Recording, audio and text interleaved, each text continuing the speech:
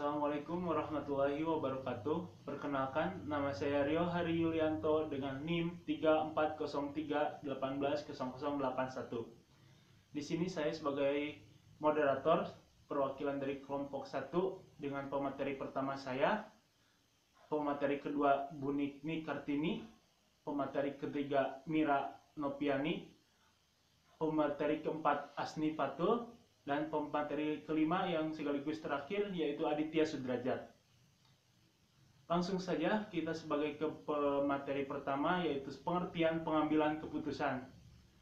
Sebuah sistem yang mampu memberikan kemampuan pemecahan masalah maupun kemampuan pengkomunikasian untuk masalah dengan kondisi semi terstruktur dan tak terstruktur.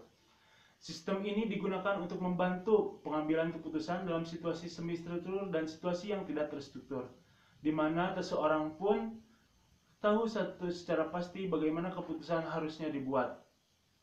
Turban 2001. Serangkaian kelas tertentu dari sistem informasi terkomputerisasi yang mendukung kegiatan pengambilan keputusan bisnis dan organisasi.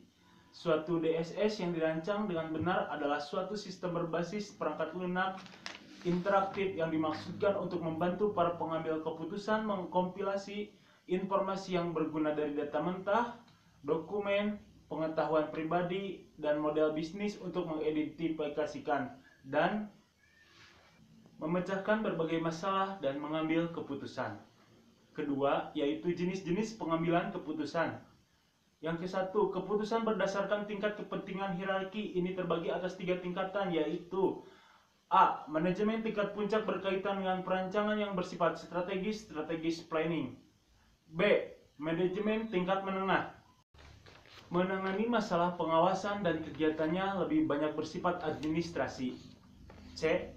Manajemen tingkat bawah, yaitu manajemen operasional berkaitan dengan kegiatan operasi sehari-hari. Yang kedua, yaitu keputusan berdasarkan regularitas keputusan yang dikemukakan oleh Simon 1950 dibagi menjadi A. Keputusan terprogram bersifat rutinitas dan berulang-ulang dengan cara penanggulangan yang telah ditentukan untuk menyelesaikan masalah melalui prosedur, aturan, dan kebijakan. B. Keputusan tidak terprogram bersifat tidak rutinitas dan digunakan untuk menyelesaikan masalah yang tidak berstruktur. Ketiga, yaitu keputusan berdasarkan lingkungan. A. Pengambilan keputusan dalam kondisi pasti. B. Pengambilan keputusan dalam kondisi beresiko. C.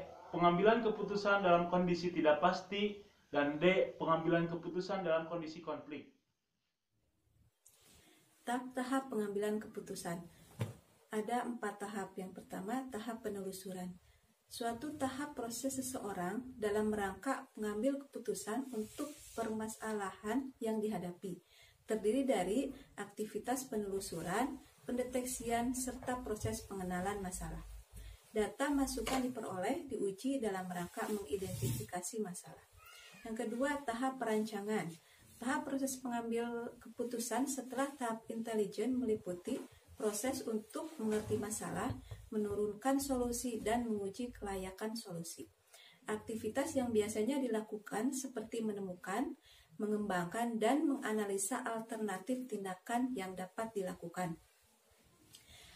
Yang ketiga, tahap pilihan. Pada tahap ini dilakukan proses pemilihan di antara berbagai alternatif tindakan yang mungkin dijalankan. Hasil pemilihan tersebut kemudian diimplementasikan dalam proses pengambilan keputusan. Lalu selanjutnya adalah tahap implementasi. Pada tahap ini merupakan tahap pelaksanaan dari keputusan yang telah diambil. Pada tahap ini perlu disusun serangkaian tindakan yang terencana, sehingga hasil keputusan dapat dipantau dan disesuaikan apabila diperlukan perbaikan-perbaikan. Yang keempat, contoh sistem pengambilan keputusan. Berikut ini adalah contoh dari sistem pengambilan keputusan yang akan terlihat seperti gambar berikut ini.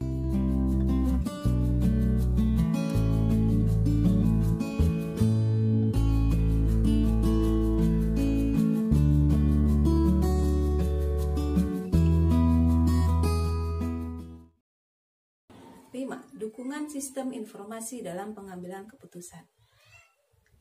akan terlihat seperti gambar berikut ini.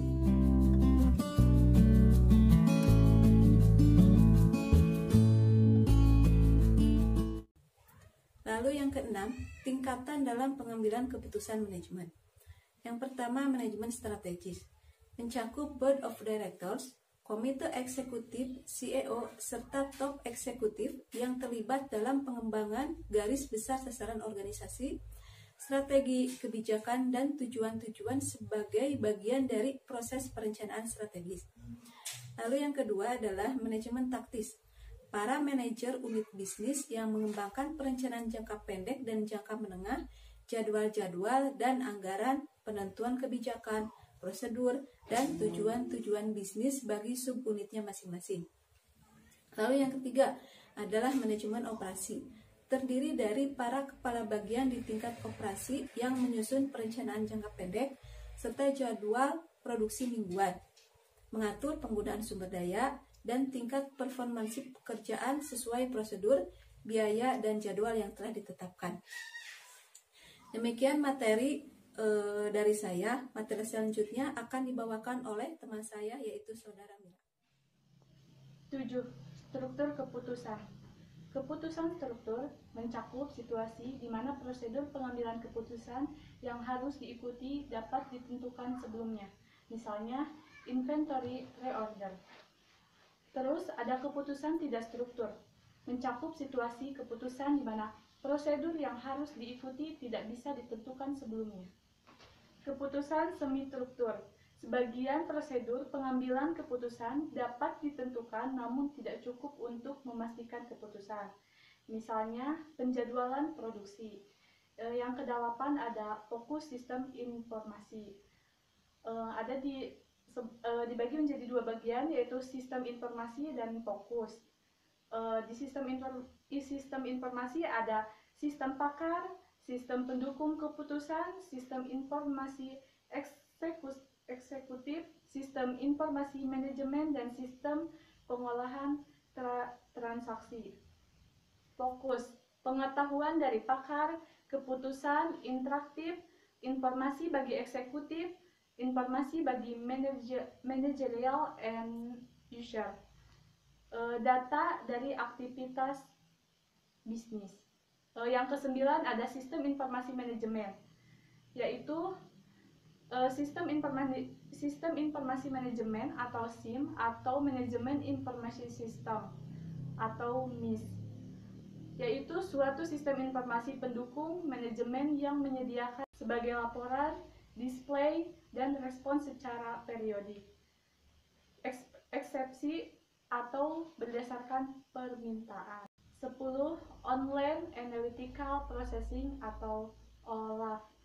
OLAP adalah kemampuan dari sistem informasi manajemen, sistem pendukung keputusan, dan sistem informasi eksekutif yang memungkinkan manajer analis secara interaktif memeriksa dan memanipulasi sejumlah besar detail data gabungan melalui berbagai perspektif.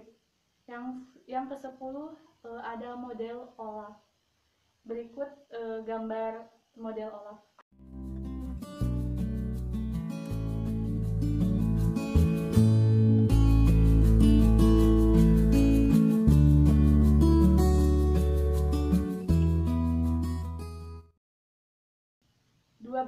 Sistem pendukung keputusan atau SPK menyediakan dukungan informasi interaktif bagi para manajer dalam proses pengambilan keputusan.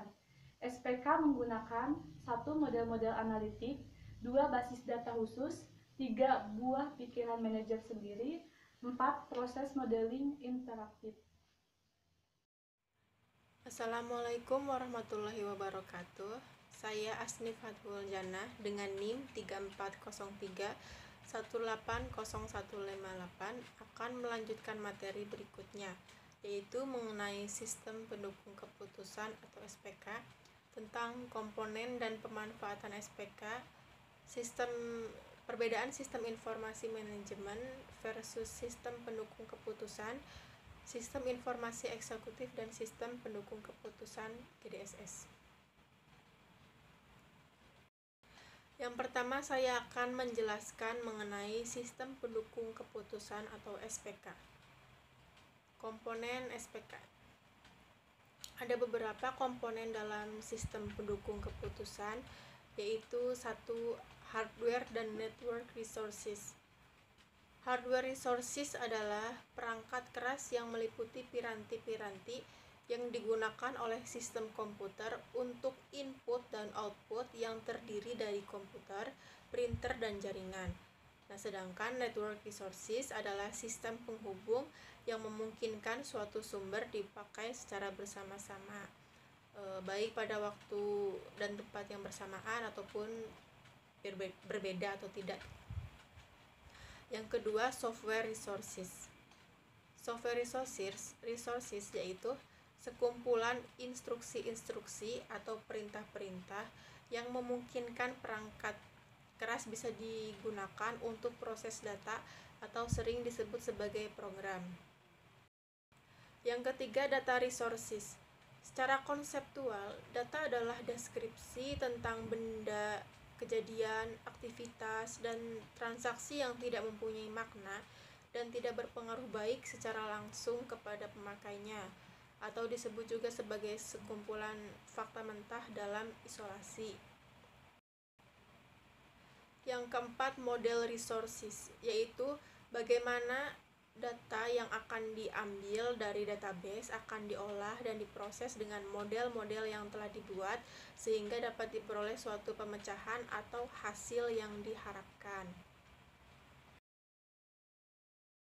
Yang kelima, people resource atau orang, adalah semua orang yang bertanggung jawab dalam hal penyokong atau sponsor sistem informasi atau sistem owner, pengguna sistem atau sistem user, perancang sistem atau sistem designer, dan pengembang sistem informasi atau sistem development. Nah, contoh software SPK ini adalah PC atau Focus, IFPS Personal, Holos, Gentia, dan Decision Web. Untuk pemanfaatan SPK, ada beberapa pemanfaatan SPK itu sendiri, yaitu satu, what if analysis adalah mengobservasi bagaimana perubahan terhadap variabel-variabel tertentu berpengaruh terhadap variabel lain. Yang kedua, sensitivity analysis, yaitu mengobservasi bagaimana naik turunnya suatu variabel berpengaruh terhadap variabel-variabel lainnya. Yang ketiga, goal seeking analysis, yaitu merubah nilai-nilai beberapa variabel sampai satu variabel yang diinginkan itu mencapai nilai tertentu. Yang keempat, optimization analysis, adalah mencari nilai-nilai optimum dari variabel-variabel tertentu berdasarkan kendala-kendala yang ada. Selanjutnya, perbedaan SIM versus SPK. Nah, adapun perbedaan antara SIM dan SPK dengan 4 kriteria perbedaan yaitu sebagai berikut. 1. Dukungan terhadap keputusan. Dalam SIM yaitu informasi performansi organisasi, sedangkan dalam SPK yaitu informasi dan teknik pengambilan keputusan untuk menganalisis program tertentu. Yang kedua, bentuk dan frekuensi informasi. Pada SIM berupa laporan periodik, eksepsi, demand, serta push dan respon. Sedangkan pada SPK berupa queries dan respon interaktif. Yang ketiga, format informasi. Dalam SIM berbentuk tertentu atau fixed, sedangkan dalam SPK berbentuk ADHOC atau fleksibel. Yang keempat, metodologi pengolahan informasi. Dalam SIM yaitu dengan cara informasi yang dihasilkan dari data bisnis, sedangkan dalam SPK yaitu dengan cara informasi dihasilkan oleh metode analitik. Selanjutnya, sistem informasi eksekutif. Sistem informasi eksekutif atau Executive Information System atau EIS adalah sistem informasi yang menyediakan informasi strategis untuk kebutuhan pimpinan puncak. Nah, untuk sasaran sistem informasi eksekutif ini adalah menyediakan kemudahan dan kecepatan akses bagi eksekutif ke informasi informasi tentang CSF perusahaan. Selanjutnya, sistem pendukung keputusan kelompok atau GDSS. GDSS adalah sistem berbasis komputer yang interaktif yang memudahkan pemecahan masalah tidak terstruktur oleh beberapa set pembuat keputusan yang bekerja sama sebagai satu kelompok. Nah, adapun komponen GDSS itu sendiri yaitu hardware, software, orang, dan prosedur. Komponen ini disusun untuk mendukung sekelompok orang yang biasanya dalam konteks meeting yang melibatkan pembuatan keputusan. Sekian dan terima kasih. Demikian pemaparan materi dari saya. Materi selanjutnya akan dilanjutkan oleh Saudara Adit.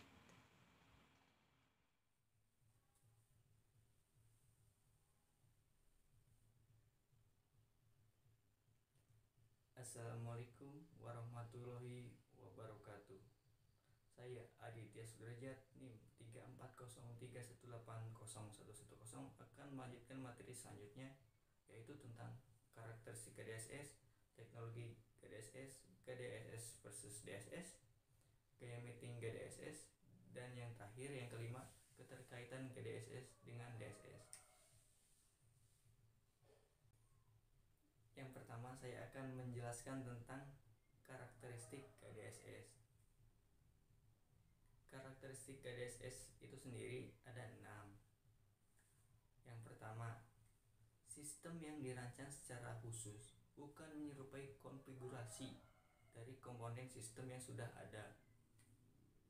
Yang kedua, dirancang dengan tujuan untuk mendukung kelompok pembuat keputusan dalam melakukan pekerjaan mereka. Yang ketiga, mudah dipelajari dan mudah digunakan. Ia mengakomodasi pemakaian yang memiliki aneka ragam tingkat pengetahuan tentang komputasi dan dukungan keputusan. Yang keempat, dapat bersifat spesifik atau bisa bersifat umum. Yang kelima, berisi mekanisme built-in yang tidak memungkinkan terjadinya penyalahgunaan kelompok yang tidak menguntungkan, seperti konflik destruktif dan miskomunikasi. Yang keenam, dapat berlaku atau diterapkan ke berbagai situasi keputusan kelompok yang meliputi meeting eksekutif atau dewan, pekerjaan jarak jauh, dan sebagainya.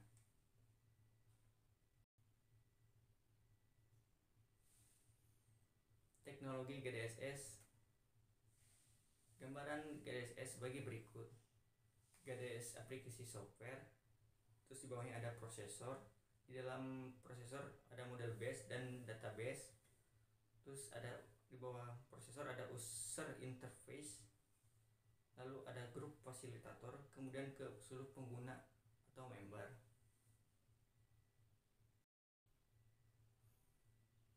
GDSS versus DSS. Yang pertama, perbedaan antara GDSS dengan DSS adalah pada fokusnya, yaitu pengambilan keputusan oleh kelompok dan individu. Yang kedua, komponen GDSS pada dasarnya sama dengan DSS, di mana ada hardware, software, dan manusianya. Tetapi sebagai tambahan, pada GDSS ditambahkan dengan lingkungan kolaboratif, komunikasi, dan teknologi jaringan untuk menangani partisipan dari tempat yang berbeda.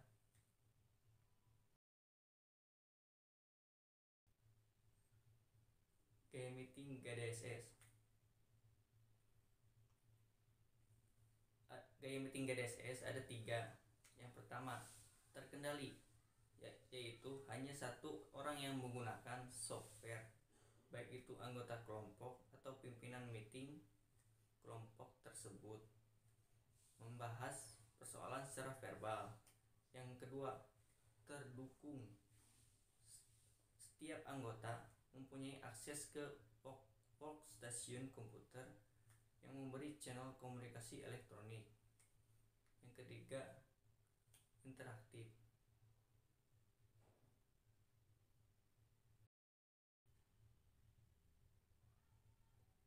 Keterkaitan GDSS dengan DSS. Apabila ukuran atau dalam kurung jumlah orang dalam kelompok menyusut menjadi satu, GDSS akan menjadi DSS. Sebaliknya, jika DSS akan menjadi GDSS, maka harus ditambahkan persyaratan atau keperluan baru. Yang pertama, penambahan kemampuan komunikasi. Yang kedua, peningkatan base model yang digunakan untuk pelaksanaan voting, ranking, penilaian, dan sebagainya guna mengembangkan atau membentuk konsensus. Yang ketiga, peningkatan reliabilitas atau kehandalan sistem. Yang keempat, peningkatan fasilitas fisik. Yang kelima, peningkatan setup sebelum sistem tersebut digunakan.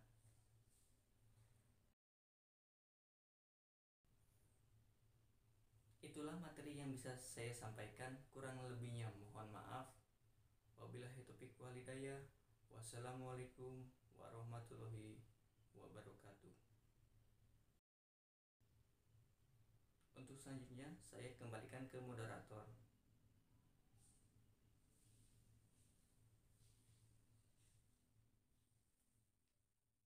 Kesimpulan dari kami kelompok 1 yaitu sistem pendukung keputusan dirancang memiliki sifat yang dinamis dan fleksibel dalam perusahaan.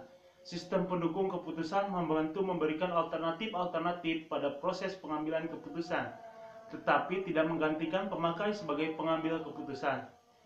Keterbatasan sistem pendukung keputusan yaitu hanya bisa menyelesaikan masalah berdasarkan program yang ditanamkan, tidak dengan hal yang terduga seperti manusia sewajarnya. Terima kasih.